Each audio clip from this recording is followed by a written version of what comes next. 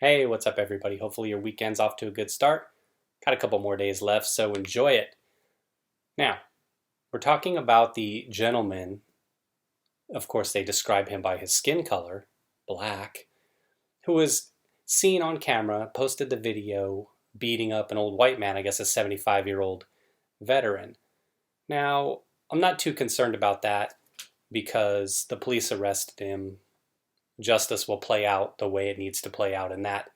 But I was doing some research and I came across this video. It's actually a local Detroit station. The incident happened in Detroit. So I wanted to play this video for you real quick, but after I play this video, it's something that's always been a curiosity of mine. So I did just a little tiny bit of research, but what I was thinking more was whenever I see stuff like this, or kind of like how individuals in nursing homes got hit really hard in a lot of areas with the COVID, right? It spread pretty bad.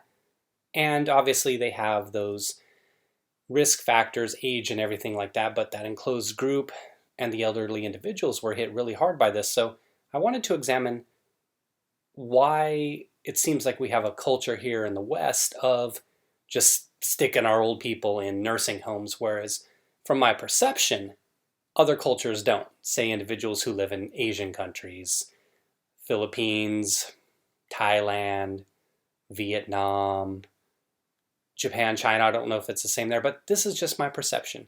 I don't know how it is in Latin American countries. My perception is always it's more of a westernized thing, that we're the ones who tend to stick our old people, just kind of stash them away. Oh, we're so busy, we've got other things to do. So culturally, I wanted to take a look at that a little bit.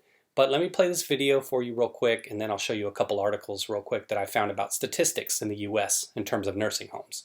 Thank you for staying with us. I'm Brian Abel. And I'm Glenda Lewis. We do have new information on the beating of a senior citizen in a nursing home. The father of the suspect says his son was moved to that nursing home recently because he was diagnosed with COVID-19. 7 Action News reporter Kimberly Craig on Detroit's West Side with what he has to say, as well as the victim's family. I talked to relatives of the victim, and they say they are horrified by the video, and they're still trying to process all of this. I also talked to the suspect's father, and he did not want to use his name, but he says his son has mental health issues and a pending assault case out of Washtenaw County. And he says his son never should have been brought here. He has issues, and for them to put him in a facility like that, eventually, nothing good was going to happen. He's the father of the 20-year-old man accused of assaulting a 75-year-old Army veteran. Video of the beating went viral and even drew the attention of President Trump, who tweeted about it, asking, "Can this be for real?" The suspect's father says his son was recently moved here to the Westwood Nursing Center because he was diagnosed with COVID-19. And he never should have been put in that environment. The suspect's father says his son was originally at a group home in Chelsea through Washtenaw County Mental Health Services, but then his son started hearing voices and was moved to U of M Hospital. There at U of M Hospital, he was there because of his mental state. That part wasn't addressed. But while he was there, they did diagnose him with COVID-19. The suspect's father said because his son was diagnosed with COVID-19, he was brought here to Westwood Nursing Center to quarantine while he recovered. He never should have been housed or quarantined with the victim, and that he eventually saw it. That should have never happened. This assault reportedly took place last week Friday, so did the nursing home even call Detroit police then to investigate an assault on one of their patients? Every time I call the nursing home, I'm told no one is available to talk to me. We will certainly keep you updated. In Detroit, Kimberly Craig, 7 Action News.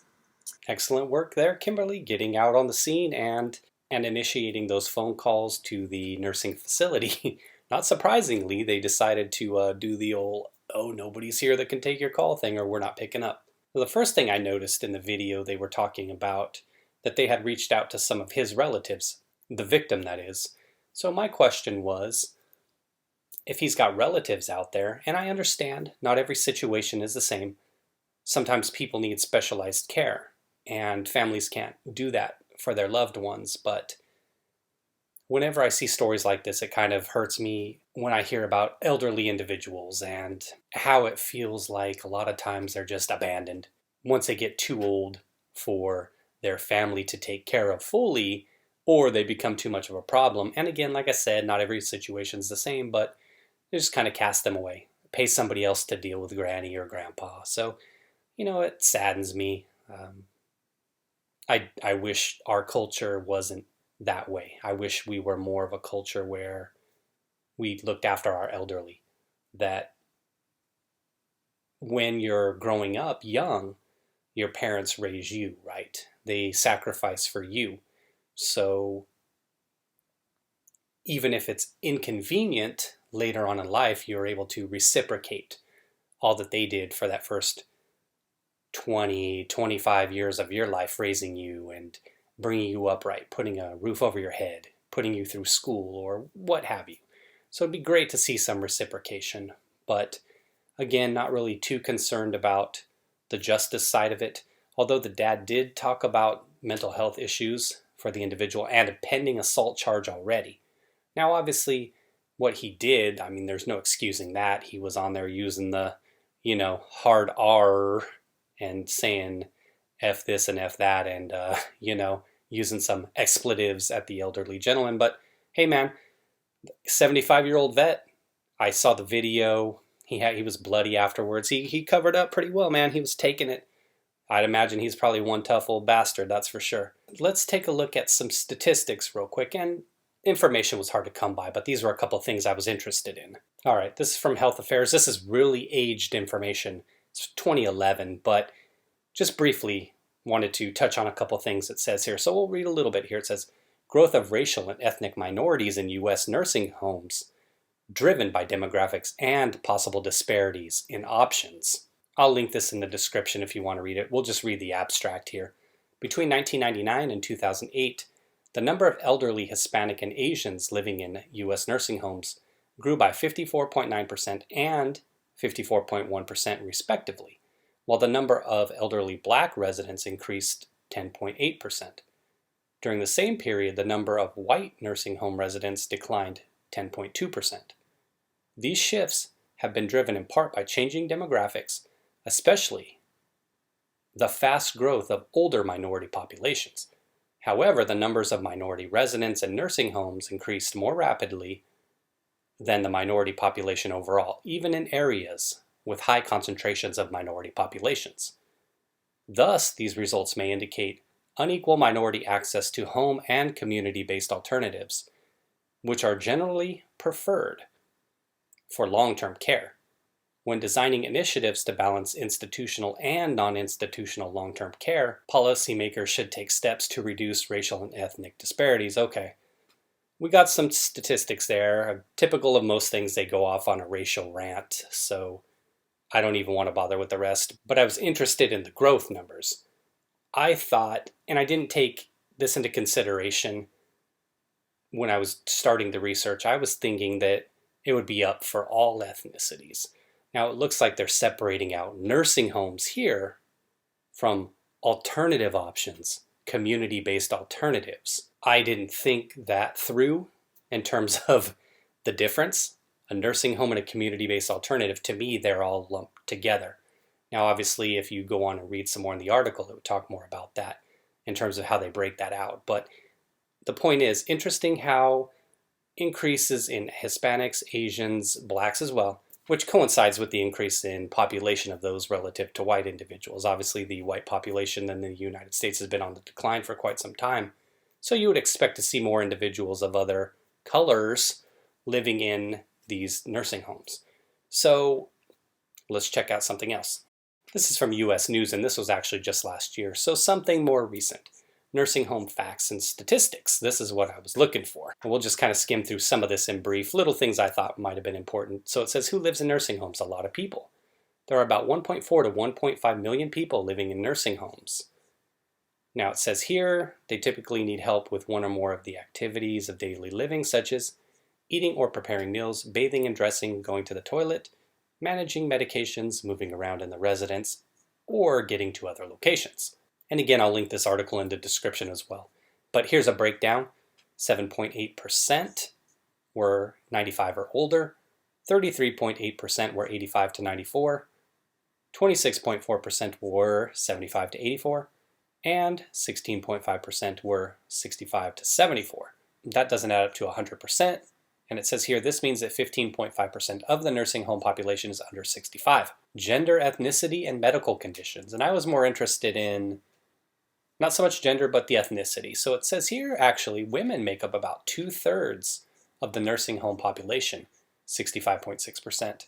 And what we know is women have a longer lifespan. I don't know what it is currently. I think it was generally around 3-4 years or so. Women are living longer than men. So if you had a situation where a couple was married, been together for a long time, all of a sudden the husband dies earlier, and she can't take care of herself, then obviously she has to go off to a nursing home. He goes on to say nearly 4 of 5 nursing home residents, 77.9%, are non-Hispanic whites. So that's kind of what I was looking for. It says here, the lower percentage of minority residents is sometimes related to culture, which is what I was talking about, but that these figures are changing. The racial ethnic mix depends on the community. More urban areas have a more racial and ethnic mix. You didn't used to see a lot of Latino or Asian residents in nursing homes. Okay, so this is what I was looking for. She says some of that is due to a lack of cultural concordance and in not having providers who speak the language or who can cook the cuisine. Some of these individuals are cared for by family members. However, she adds, that's been changing over the years, and now more different types of patients are moving into nursing homes. All right, so that's all I wanted to really look into in terms of that. Can you imagine that, though? You have a family or an elderly individual who's got kids and everything like that. Let's say Vietnamese. I live in an area where there's a lot of Vietnamese, and I see a lot of their pho restaurants. And so say you have an aging adult male, and his kids are, older as well. They're 40 or 50. They're working professionals. They've got their own family. And it's getting close to that time where they're thinking, hey, maybe we need to look at putting good old Pop in the home. They do their research, look through all the facilities. Oh, wait. So after doing all of their research, they get to the cuisine. And they don't have staff within this facility that they like to prepare his pho or his spring rolls or whatever else. Can you imagine, though, having a situation where you're not putting your loved one in there because of the cuisine? Now, actually, that kind of goes to my ultimate goal, like I said, of hoping that more kids are willing to reciprocate that to their elderly loved one, that they're willing to keep them in the home as long as possible and, like I said, show that love back for all those years that the parents sacrificed for them. So in that regard, I love it. But at some point, do you think it gets to a stage where they start demanding these things, where they start talking about legal action or the isms because they don't have the type of cuisine that certain individuals want? Interesting, right? I could see it happening someday. You know how lawyers are. The main thing, though, is what I talked about. It's the cultural aspect of it, right? I'd love to think that these other countries, more tighter-knit families, maybe they have more individuals within the home, that it's kind of ingrained in their culture to where they really look out for their elderly individuals. And that it's just kind of like a Western problem that we're the way we are. So, like I said, the hope is always that we can get to a situation where we're keeping our elderly loved ones with us as long as possible so we don't see them end up on a tape getting beat up by some goon one day. But that's all I got. So, hey, it's Memorial Day weekend, holiday weekend. What better time to show your loved ones you care? Whip them up some barbecue, have them over to your house. Show them that love and let them know that as long as you can help them out and take care of them, that you'll have their back. That you don't want to go down a situation where you'll see your loved one on TV one day, that you're going to reciprocate that love for them, like I said, that they showed to you while you were young. All right, everybody, take care and enjoy the rest of your holiday weekend. Thanks for watching the video.